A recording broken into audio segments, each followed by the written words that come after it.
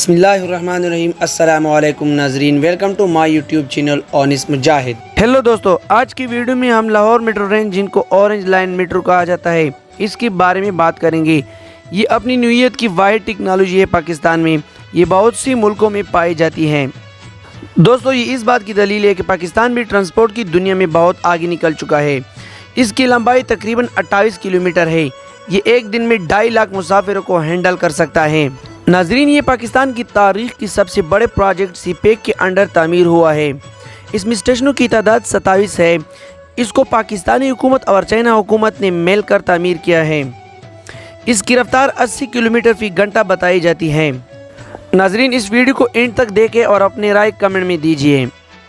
अगर आपने अब तक मेरे चैनल को सब्सक्राइब नहीं किया है तो प्लीज़ मेरे चैनल को सब्सक्राइब कीजिए और बेल आइकन पर क्लिक कीजिए ताकि इस तरह की आने वाली वीडियोस आप लोगों को मिल सके। Okay, let's watch the video.